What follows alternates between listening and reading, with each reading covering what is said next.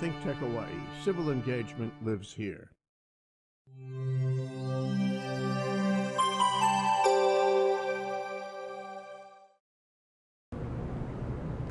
Good morning and aloha, ladies and gentlemen. I'm Pauline Shakmakchin, your host for We Like the 1%. We Like the 1% focuses on individuals and entrepreneurs, and all globally minded entrepreneurs have Asia on their agenda. Joining me to discuss doing business in Asian countries is Rob Hack, CEO of Insight InterAsia. Good morning, Rob. Good morning and aloha, Pauline. Aloha. Thank you for having me. No, it's a pleasure. Thank you for being my guest today. So we've got a lot of ground to cover. We can't cover all the Asian countries that exist in the continent, but we're going to focus on Japan, China, and Korea, because these are the three main ones that everybody seems to already have their radar on. So before we get to the cross-cultural etiquette and differences, tell us a little bit about yourself and your company, Insight InterAsia. Myself, I got into Asia very much through the back door. I had not grown up or anticipated working in Asia when I was in college, and I graduated as a petroleum engineering from Tulane University in New Orleans, and the first company that hired me was a Japanese company. Very interestingly, I thought I had a nice resume with all this engineering degree and what have you, and the one small line item said I could speak Spanish, and that's because I had to take a language all through elementary school and up through high school. And it was a very small item on my resume. They said, you could speak Spanish, so that means you could learn Korean. I said, I guess so.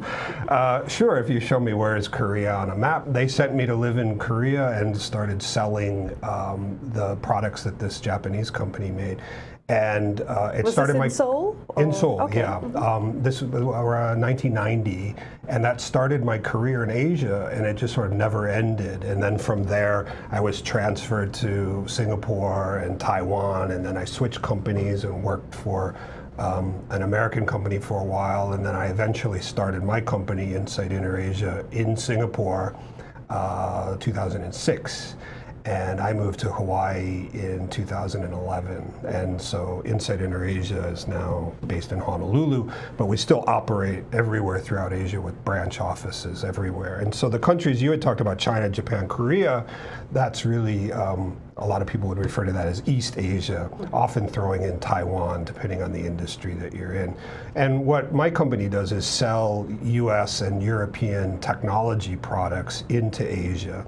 We also have a smaller company that's doing very well that my wife manages, and that's called Hawaii Kara, the Kara meaning from Hawaii, selling Hawaii products into Japan exclusively. And what type of technology is Insight InterAsia offering? Is it AI or that kind of thing? Oh my gosh, over the years it's been many, many things, but there's always been sort of a fundamental base in semiconductors and microsystems and sort of silicon-based products, but over the years we've handled bio devices, some pharmaceuticals, silicone molds, many, many different things. We've worked for consortia that we're trying to draft members from Asia into the consortia. So it's been a myriad of products. And your wife's company, what kind of products is she involved with?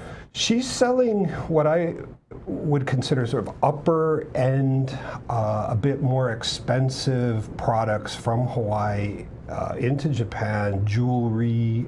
She's representing a very nice candle company now, cookie manufacturer on Maui, some customized wrapping paper. Oh yes. Very, very interesting beautiful. products. Yeah, wonderful products. And necessary. It's not only pretty, but it's very necessary when you're doing business, especially with Japanese people. Well, exactly. It's no secret that Japan in general are Hawaii files. and it's not a stretch to sell Hawaii products in Japan. You just have to get in front of the right audience at the right time. Okay, brilliant. Thank you. So what we're going to do now, we have a lot to cover because there are a lot of details. We're going to use Japan as the framework because most of these countries, all three of these East Asian countries, there are several overlapping elements. So we're just going to use Japan as the backbone and weave in the Chinese and the Korean differences and the similarities from them, because we're discussing the inscrutable Japanese and their neighbors. So inscrutable is something that was an expression that was given to the Japanese because they seem hard to figure out. But once you know the little tricks on how to get on their good side, it's not so difficult, is it? No, I don't think so. And in fact, I think your overlap is quite right, because after the war, again, it's no secret that Japan did an outstanding job of rebuilding itself and getting ready to take on the United States industrially. And it really got kicked into gear as the Winter Olympics are kicking off right now in Korea. The Tokyo Olympics in the 60s really got Japan front and center again on the world stage. They've been very successful in many things, cars and what have you. We don't have to list that, it's obvious. But I think over time, Koreans and Chinese saw the success that Japan had and in many ways emulated some of their business practices. Not necessarily culturally, but the way that they went about doing things business-wise and the structure of the industry, academia, government cooperation is quite similar in Korea and China, following on the success Japan had. The cultural aspect is in reverse because Japan borrowed a lot from China and Korea 1,000 years ago during the Heian period. This is when all things Chinese were fashionable, and Korea and China were really responsible for introducing Buddhism into Japan. I find that that's true. History books are complete with that, but you won't get many Japanese people that like to admit that either. The educated ones have no problem with it. It's the nationalistic ones that can be a little bit, but it's in all the history books, as we said. Major library, the National Library in Taiwan, has a lot of material on that. So yeah, it's just true. So let's get over that, please. Now, let's start with the famous Meishi. Okay? The business card. Okay. So everybody doing business, especially in East Asian countries, need a business card. Absolutely. Because the perception to Japanese people, if you do not have a card on you, is perhaps that you don't have any identity. You're not legitimate. Yes. You're not necessarily a fraud, because you could have a Meishi and it could turn out you're a fraud. But there's a sense of group thinking. So the individual does not exist really. It might be changing amongst the younger generation, especially people who have been educated in Europe or America. But generally speaking, the tradition is you need to have a business card on you at all times. Carry a lot of them with you. If you have a member of staff that is responsible for that, make sure they have a lot all the time, because you don't want to be short if you're meeting a Japanese team, because there'll be several members of the team meeting with you. Correct. Now, preferably English on one side, Japanese on the other. And there are special printers who can do that. And the difference between the Chinese is that it's ideal to have a Chinese name in China, right? They might give you a nickname. I think that's true. And in fact, it's a habit that I picked up in Asia, particularly in Japan, and Korea. Having the business card, the Meishi, in Korea it's a Myeongham, having it available at all times. And there is a way to do it and present it like this. But it's a good habit. That's something I picked up, and I always have business cards with me. I think that that's something that we could learn in this country. I see people a bit too casual with that sort of thing in this country. And I've seen it in Europe too. Japan probably is a bit more extreme. The Koreans and the Chinese are not as strict, but I agree with you that it's nice to have, well, let's backtrack. In Japan, you would just translate your name, Pauline, right? It would translate in the alphabet into used for foreign names. It would be in katakana. If you became a Japanese legal citizen, a citizen of Japan, you do have to get a formal Japanese name, and there would be some kanji associated with that, generally speaking. In China, you will get a nickname. And like you said, and what was yours? Pauline translates very nicely to Baolin, a little treasure. Yeah. And my surname, nice. although it's complicated, the Chinese told me that it sounds like mahjong.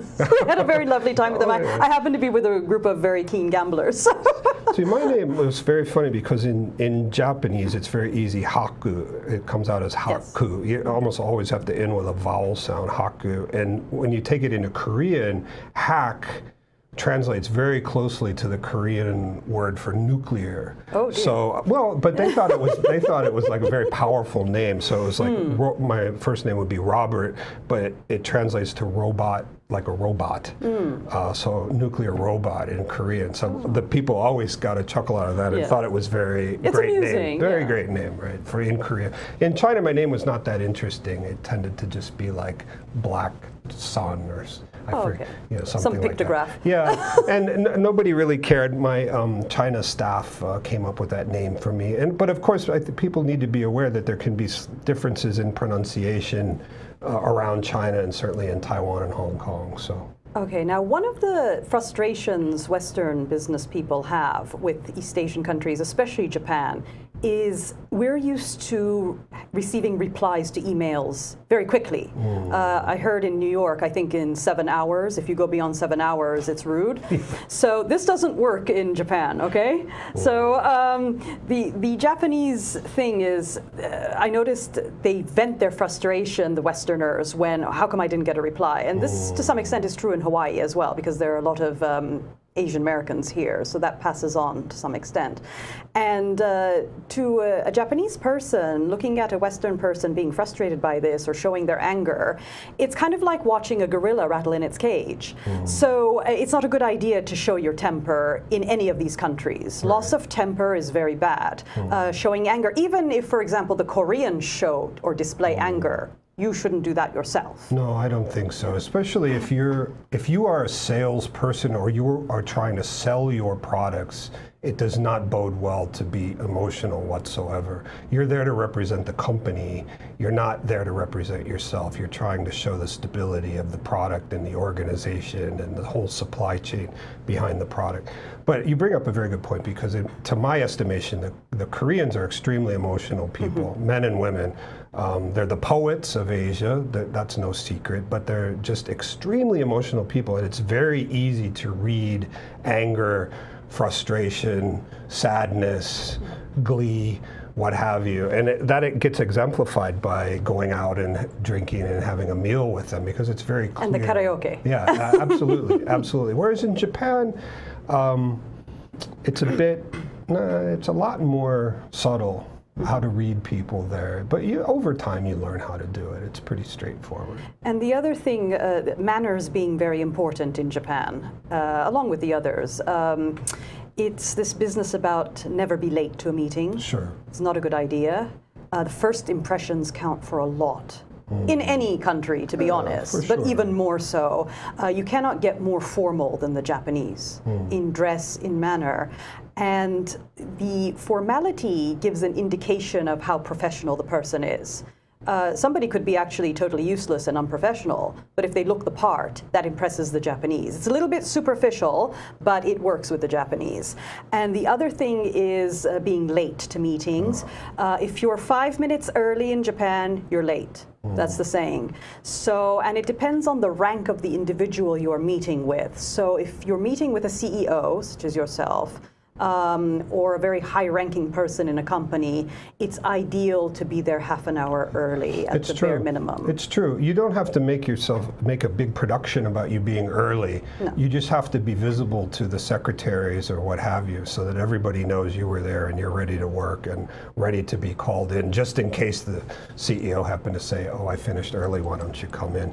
Being late is terrible. Absolutely, culturally terrible. Yes. It's not just for foreigners. If you're a Japanese person, you're late to a Japanese meeting, it's probably worse, right? So I take that very seriously. It's something I learned, and it was a very good takeaway for me. People I know think that I'm very anal retentive when it comes to time and being on time, right?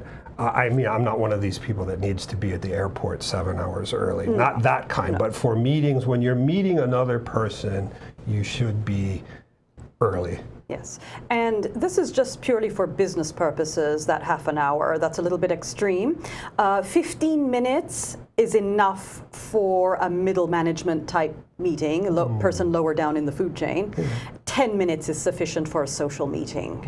Okay, so it's completely opposite in India, where if you're on time for a party, they look at you funny and they don't know what to do with you. Yeah. So it's best to be an hour late. So you have to be careful. Remember what country you're in. But I would add that getting there early is great because you never know what can go wrong between the time you get to the building and the time your actual meeting is. So you could conceivably have problems with the elevator could be broken, the office could have moved than to what they've told you before. So it's better just get there early and prepare for that. Okay, brilliant. So speaking of keeping an eye on the time, we have to take a quick break and we'll be right back after this break. Living in this crazy world, so caught up in the confusion, nothing is making sense for me and you. We've got to give a little love, have a little hope, make this world a little better. Try a little more, than every more, let's do what we can. Welcome to Sister Power. I'm your host, Sharon Thomas Yarbrough, where we motivate, educate, empower, and inspire all women. We are live here every other Thursday at 4 p.m. and we welcome you to join us here at Sister Power. Aloha and thank you.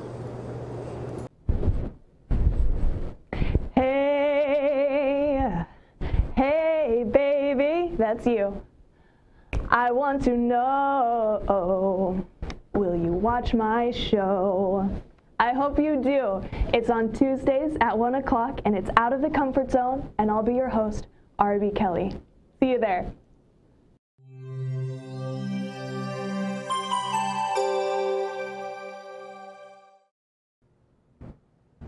Aloha everyone, welcome back. So we're going to continue this discussion about lateness, timing, delays in replies to emails. So you want to be on time to for the Japanese meetings, but don't be flustered if they don't reply right away.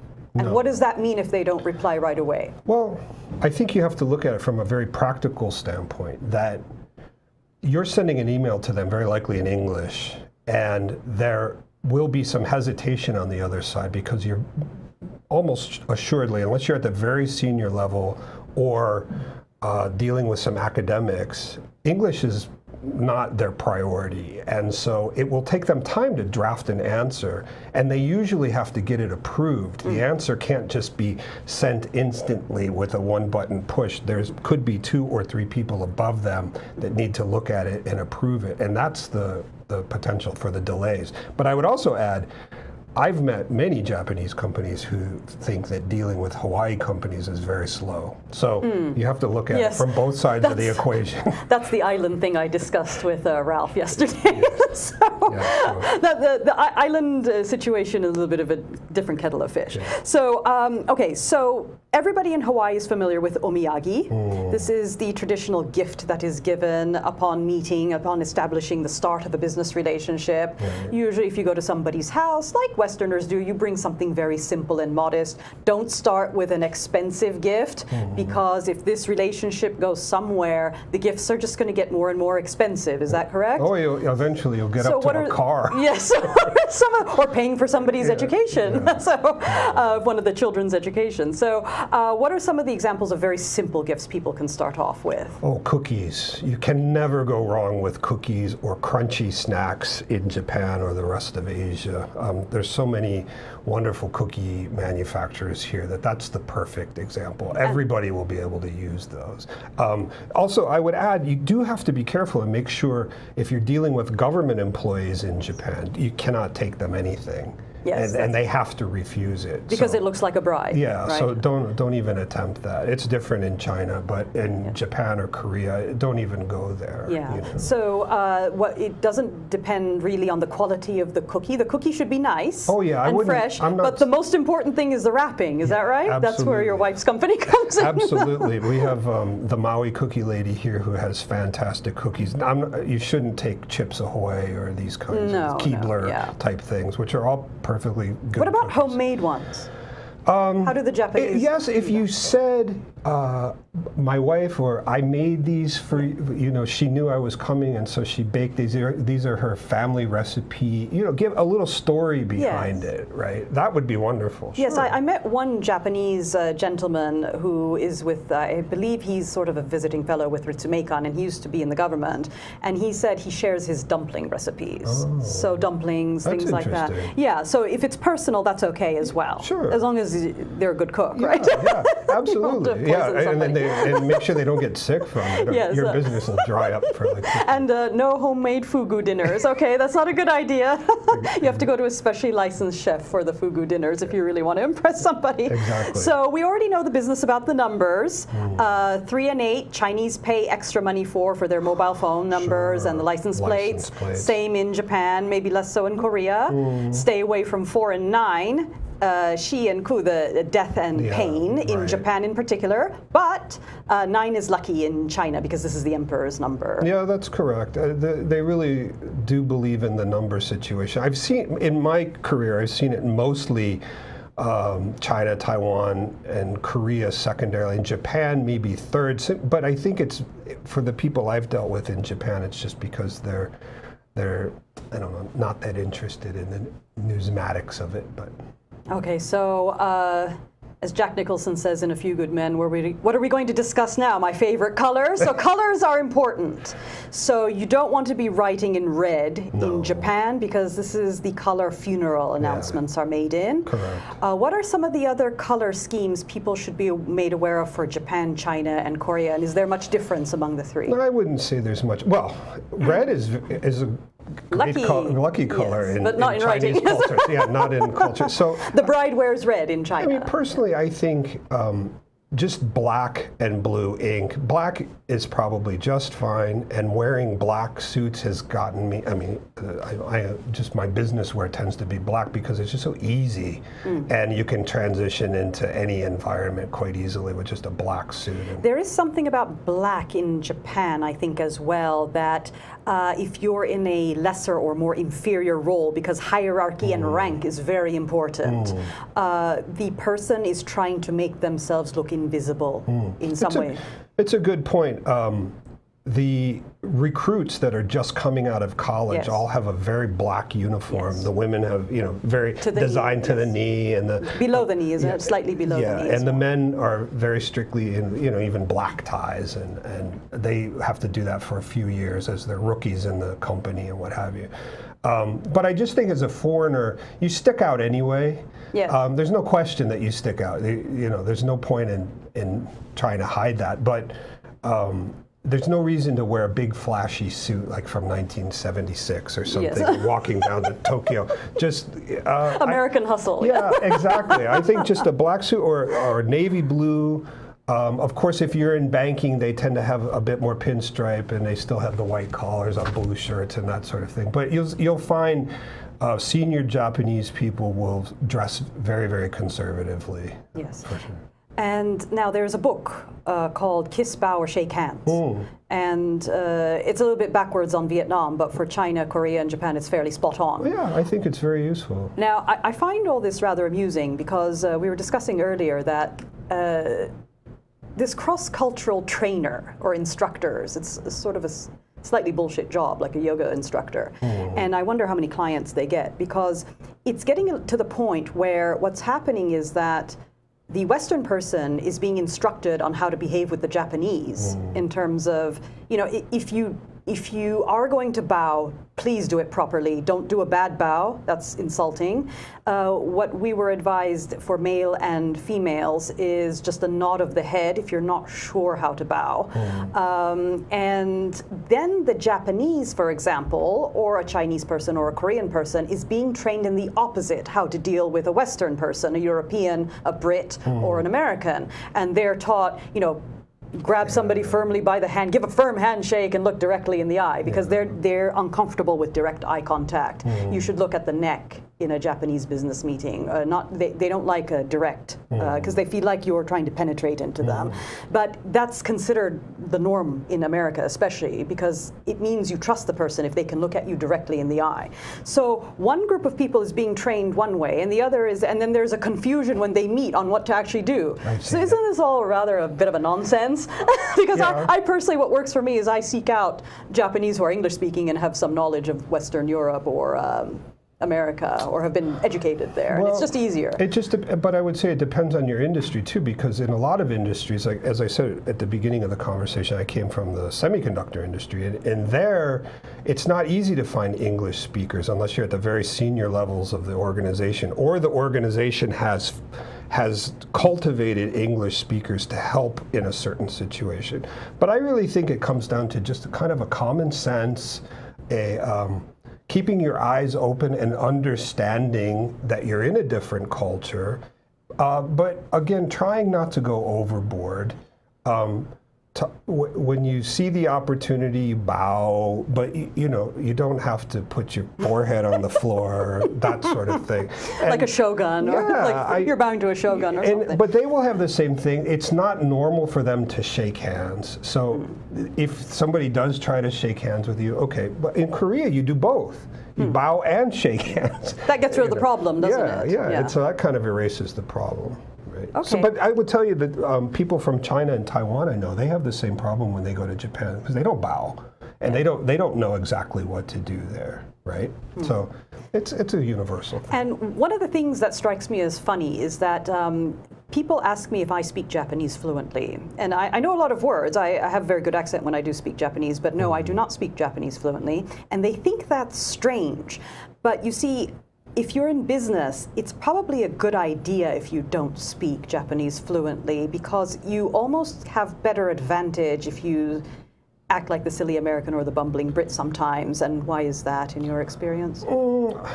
I would say if that is the strategy, you do have to have a good translator that you can trust. Yes, of course. You have to have that. And you have to, I mean, there's lots of business cases where the translator that was being hired in some big international deals had been paid by the other side to help out. Yes. So you do have to find somebody you can trust. But I do think that international business has been going on for centuries, right? I meet so many people that go to Japan or Korea, wherever, and they feel like they're the first person in history to go to Japan. And you're not. There's a lot of people that have done it before you, and they were able to do it successfully without speaking Japanese. Now, I'm fortunate because I studied it and I married into it, and I lived there for a long time, so my Japanese is good. But I don't, if I'm in a meeting, I don't jump in with that. There's no reason for me to start off with that skill, because I can learn a lot by just keeping my mouth shut and listening. Yes. So, this is important in China as well. You want to listen to others. Absolutely. And the translator is useful in Chinese business meetings because it actually gives you time to respond. There is a lag. A big thing I've seen with Americans in particular, Americans are not happy with a pause in a conversation, or a silence. Silence. And in Japan, Korea, certainly in Japan, there's a lot of pauses while people stop and thinking of the words to say carefully. And a lot of Americans get very fidgety in that situation. Why do you think that is? I don't know. I think that possibly the culture in the United States emphasizes communication, and smarter people are able to communicate better. I don't know that, I'm not saying that's true. I just think that that's how the culture awards it. In Japanese traditional architecture, the focus is on the spaces or the shadows. Right. That's why Katsura Villa, the Japanese prefer Katsura Villa, the imperial villa with the shadows, as opposed to Shugakuin Rikyu. Right. The Westerners prefer Shugakuin because it's more decorative. Sure. But the Japanese always look for the empty spaces in between things. Yeah, that's very true. So that's one of the elements I think that is affecting that. I've seen it so many times in my career when I've taken Americans to Asia, but particularly in Japan, that's something they're just not comfortable with. And they're not comfortable in an elevator. You don't speak in Japan, or on the train, on the subway. You just don't talk. Okay, and the most important thing for everybody to keep in mind, apart from all these little details and nuances, is just be yourself. That is the most important thing in any country. And with that, aloha, ladies and gentlemen, and I'll see you next Thursday at 11 a.m. for We Like the 1%. Thank you.